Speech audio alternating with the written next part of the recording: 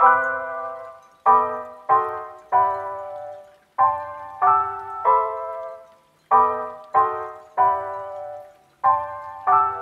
जी, क्या हाल चाल। तो बहुत टाइम से Q&A नहीं हुआ था, तो मैंने सोचा एक Q&A कर लेते हैं। तो Q&A ऐसे कोई पर्टिकुलर मैंने इस बार पूछा नहीं। क्वेश्चंस कौन से हैं, कमेंट में बहुत सारे क्वेश्चंस आ रहे थे, तो मैंने सोचा उन्हीं को आंसर कर देते हैं। और कई रिपीटेटिव थे, तो वही एक एक करके देखते हैं।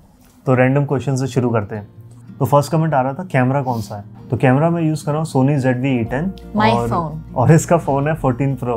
एक GoPro है और Insta360 जो मैं बाइक के आगे लगा के रिकॉर्ड करता हूँ। इसकी मैं वीडियो बनाऊंगा। मैं सोच रहा हूँ अभी डेस्क टूर बनाऊँ, तो उसमें सारी चीज़ें कवर करूँगा। PC के स्पेक्स वगैरह, मॉनिटर कौन सा है, कीबोर्ड, माउस, कैमरा गियर्स वगैरह। What is the text to speech software are you using? अरे वो जो रोबोट वाली आवाज़ नहीं है, उसका वो क्या है, वो यूज़ करता हूँ मैं। स्पीच मैक्स करके वेबसाइट है, उससे रिकॉर्ड करता हूँ। तो समझ से भाई तूने ऋतिक की आवाज़ सबसे बेस्ट निकाली, कभी फिर करना, use it to make video funny. Hrithik Roshan voice. Actually कई लोग बोलते हैं मेरी आवाज़ गौतम गंभीर से मिलती है। पहले जब स्कूल में था तब मैं मिमिक्री करता था, मतलब ऐसे ही दोस्तों यारों के बीच में, स्टेज पे तो नहीं। तो Hrithik, how I used to do Hrithik Roshan, I used to do Farhan Akhtar also. Farhan Akhtar, you are good. या अगर लबों में बेचैनियां लेके चल रही हो तो जिंदा हो तुम। अगर व्लॉग में हाई गाइस बोल रही हो तो जिंदा हो तुम। अगर हर हफ्ते बाइक की डिलीवरी ले रहे हो तो मोटो व्लॉगर हो तुम। ये मोटो व्लॉगर नहीं होता है, सॉरी बोल दिया ना। Same. Sleeping with my girlfriend was not fear. क्या था, जिंदगी ना मिलेगी का डायलॉग था ना। मेरा नाम कबीर है। Speak like that. वारिका। ओके, व्हाट इज जापान में किधर? हाँ, ओसाका। ओसाका। भाई तुम इतने काम क्यों हो? Why I'm so calm? It's really annoying when you want to get angry at him because when you throw tantrums at him, he's calm. पता नहीं, मेरे को गुस्सा, I don't usually get angry. Usually क्या मतलब, मेरे को ऐसे ज़्यादा गुस्सा आता नहीं है। I'm the only one shouting. तो maybe from parents, I don't know. What is Tina's nationality? Are you Japanese? What do you think? My dad is from. So she, you can My say. dad is from Rajasthan, living in Mumbai. No, see, इसीलिए मैं fast forward करता हूँ। मैं इससे पूछूंगा कि चाय कैसी है, तो बोलेगी चाय बहुत अच्छी है। अच्छी तो रशिया भी है, रशिया यूक्रेन में वॉर हो रही है, वॉर बुरी होती है। तो टॉपिक ना कहीं और ही निकल जाता है। So straight answer, exact to the point. Half Indian. What's Tina's nationality? Japanese? Half Japanese, half Indian. She don't know Hindi? I do. Chota No. chota. छोटा छोटा नहीं, थोड़ा थोड़ा। Thora thora. हाँ, exactly what I said. She don't know Hindi. भाई जंगल में internet connection कैसा होता है? नहीं होता भाई। हम लोग ऑफलाइन मैप डाउनलोड करते हैं या फिर PDF प्रिंट कर लेते हैं और उसके बाद हाइकिंग या उस पर जाते हैं। यूजुअली ऑफलाइन मैप से काम हो जाता है। और कई क्वेश्चन आए थे मेरे बाइक से रिलेटेड, जैसे एक तो था कि आपने रॉयल एनफील्ड क्यों ली, रॉयल एनफील्ड में भी GT 650 क्यों नहीं ली, या फिर यामाहा या नेकेड बाइक या स्पोर्ट्स बाइक क्यों नहीं ली। एक्चुअली जब मैं राइड पे निकलता हूँ ना, तो मेरा राइडिंग स्टाइल थोड़ा सा अलग है।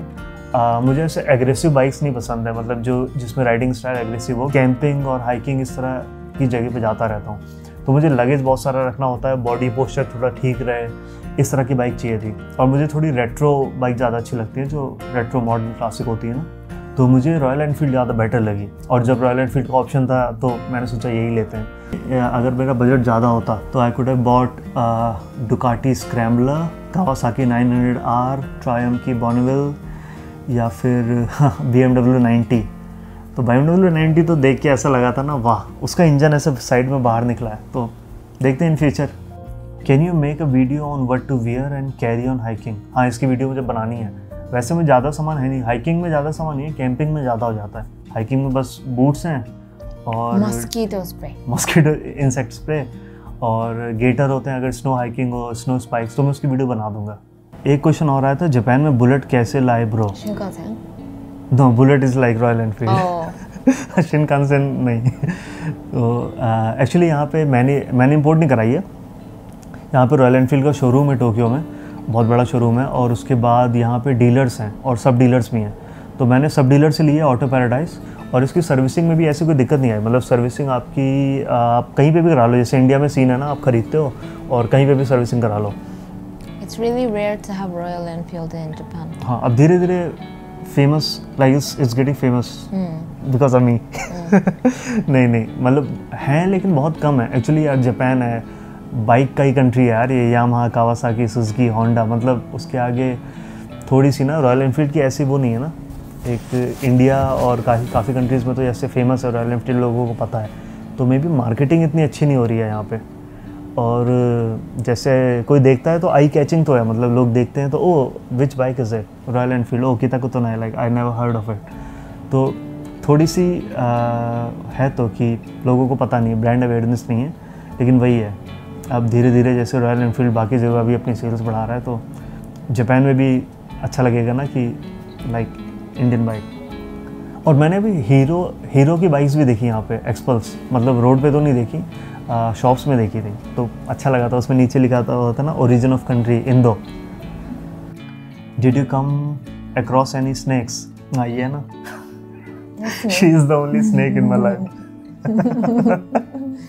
नहीं मुझे हाँ 2-3 सांप मिले हैं ऐसे हाइकिंग करते हुए, लेकिन वही है कि हाइकिंग ट्रेल्स, जापान में हाइकिंग इतनी फ्रीक्वेंट होती है ना, तो उनकी ट्रेल्स बनी हुई हैं, तो वहाँ आसपास जानवर होते नहीं हैं। ज़्यादा से ज़्यादा तुम्हें हिरन मिल जाएंगे, एक बार मुझे भालू के पंजे के निशान मिले थे और 2-3 जानवरों के और मिलते हैं, लेकिन ऐसे स्नेक्स मुझे 2 ही बार मिले और वो देखते ही ऐसे भाग जाते हैं।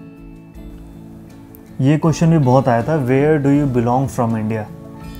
तो बिलोंग का तो वो बोलते हैं ना कि जहाँ पे आपकी अपब्रिंगिंग हुई है या फिर स्टडीज़ या फिर मतलब ज़्यादा समय कहाँ बिताया है। तो एक्चुअली शुरू से देखें तो मैं सीतापुर में बॉर्न हुआ था। सीतापुर लगभग है 80 किलोमीटर दूर लखनऊ से, और उसके बाद फिर तुरंत ही पापा जी का ट्रांसफ़र हो गया था। एक्चुअली मेरे पापा PAC में पुलिस में, तो उनका ट्रांसफ़र बहुत हुआ है।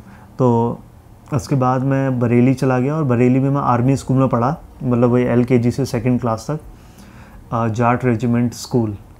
और उसके बाद फिर मेरा पापा जी का ट्रांसफ़र हो गया था सीतापुर में, और सीतापुर में मैं 1 साल पढ़ा पुलिस स्कूल में, पुलिस मॉडर्न स्कूल। और उसके बाद फिर मैं 4th से लेके 12th तक एक क्रिश्चियन स्कूल में पढ़ा, सेक्रेड हार्ट इंटर कॉलेज, और उसमें NCC वगैरह भी ली थी, तो 12th तक मैं वहाँ पढ़ा। उसके बाद फिर पापा जी का ट्रांसफ़र हो गया यहाँ पे गाज़ियाबाद में पुलिस लाइन है, वहाँ पे ट्रांसफ़र हुआ, तो वहाँ पे मैं पढ़ा के मतलब वहाँ पे एनिमेशन कोर्स किया। उसके बाद जॉब वॉब लगी, उसके बाद पापा जी का ट्रांसफ़र बहुत हुआ। मैं 6 महीने गुजरात में भी रहा हूँ, मतलब अहमदाबाद में, और वहाँ पे 6 महीने जॉब करी थी। उसके बाद फिर मैं वापस गुड़गांव आ गया था, मतलब तो मेरा मेजर पार्ट सीतापुर में गुजरा है। उसके बाद गुड़गांव दिल्ली नोएडा, वही जॉब, घर और इन सब में। तो और उसके बाद सबसे ज़्यादा अगर मैं किसी सिटी में रहा हूँ तो जापान में रहा हूँ। Longest I have lived in any city is Osaka. 9 साल होने वाले हैं। और अगर घर वाले पे की बात करें तो मम्मी जी हैं वो गोंडा के पास वहाँ है, करनैलगंज के बगल में वो पड़ता है ना, कपूरपुर, वहाँ से। और पापा जी हैं बहराइच। तो दिस वाज मी। मेरी belong Mumbai. You are Japanese. भाई जॉब क्या करते हो? मैंने वीडियो बना रखी है, आप वो देख सकते हो। अगर एक टर्म में बता दूँ तो मैं वीडियो गेम में as a character artist job करता हूँ। She doesn't look Japanese to me. I think so too. When I went to India, I can normally pass gate with being Indian. हाँ, India में ऐसा किसी ने गौर नहीं किया, because in India like if you go toward north east India, you can find people looking like you. When I'm in Japan, they think I'm from Thailand or Philippines. आपकी और पवन भाई की वीडियो देख के बहुत रिलैक्स फील करता हूँ। ऐसा कैसा रिलैक्स? म्यूट करके देखते हो क्या? Where did you complete your graduation? Can you tell me the college name? मैं जापान आने से पहले ग्रेजुएशन मैंने नहीं करी थी। मैं 12th पास था और फिर उसके बाद जापान आया था। मैंने डिप्लोमा किया था। रामेन वेंडिंग मशीन पे वीडियो बनाओ। एक्चुअली मुझे बनानी है ना रामेन और वेंडिंग मशीन्स पे वीडियो, लेकिन ये टॉपिक इतने वास्ट है ना, तो इनको मैं ऐसे छोटी सी वीडियो में बनाना नहीं चाहता। मतलब बहुत ज़्यादा रिसर्च लगेगी। मतलब there are 4 type of ramen, right? 4 type of ramen? Shoyu ramen, tonkatsu ramen, shio ramen, karai ramen and champon ramen. तो बहुत सारे तरह के रामेन है। मैं वो वाली व्लॉग नहीं बनाना चाहता। हे गाइस, रामेन बहुत अच्छी थी गाइस, मज़ा आ गया गाइस। तो थोड़ा सा ना There's one video he made about cup noodle ramen. Cup noodle ramen, yeah. That's like I'm speaking like today we are there was question about bike licenses. तो मैंने बाइक लाइसेंस की video बनाई थी और उसमें था कि इतना बवाल क्यों है, और मतलब हम तो 1000 रुपये दे के ब्रोकर से बनवा लेते हैं। तो इंडिया में जो लाइसेंस देते हैं ना, वो देते हैं कि आपको चलानी आती है कि नहीं, लेकिन जापान में लाइसेंस देते हैं कि आप लोगों के बीच में चला सकते हो कि नहीं, मतलब आपकी सेफ्टी तो है ही है। लेकिन क्योंकि जब एक्सीडेंट होता है मोस्ट ऑफ द टाइम आप भी गिरते हो और किसी और को भी चोट लगती है। तो जापान में इस तरह से भी लाइसेंस देते हैं कि आप रोड पे चला रहे हो तो आप खुद तो चला ही रहे हो, लेकिन और लोगों के बीच में भी चला रहे हो। सो वो थोड़ा केयरिंग हो जाता है ना कि क्योंकि आप तो छपरी की तरह एक्सीलेटर भगा रहे हो। और मतलब इंटरनेट पे यार इतनी वीडियोस है, मेरा तो दिमाग ऐसा हो जाता है कि इनको अलाउ कैसे कर रखा है। मतलब लाइसेंस प्लेट दिखा रखी है, चलान काटो, लाइसेंस कैंसिल करो। अगर स्ट्रिक्टनेस है तो ये मुझे तो लगता है बहुत अच्छी चीज़ है। लाइसेंस दो, तुम 1 साल में 2 साल में लाइसेंस दो, तो लाइसेंस स्ट्रिक्ट है, ये मुझे लगता है बहुत अच्छी बात है और स्ट्रिक्ट हो जाना चाहिए। और यहाँ पे तो कार में भी टाइप है ना, ऑटोमेटिक वाला कार वाला टैक्स मैनुअल नहीं चला सकता, मैनुअल वाला ट्रक नहीं चला सकता, ट्रक वाला बड़े वाले ट्रक नहीं चला सकता।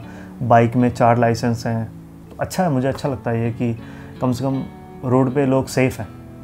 और they have this rules also, right? They take licence from older citizens. Oh yes, my grandpa recently had to return his license because he can't drive properly. यहाँ पे ये भी अच्छा है कि जब आप बूढ़े हो जाते हैं ना लोग, तो इंडिया में है कि आपका लाइसेंस बहुत सालों तक वैलिड रहता है।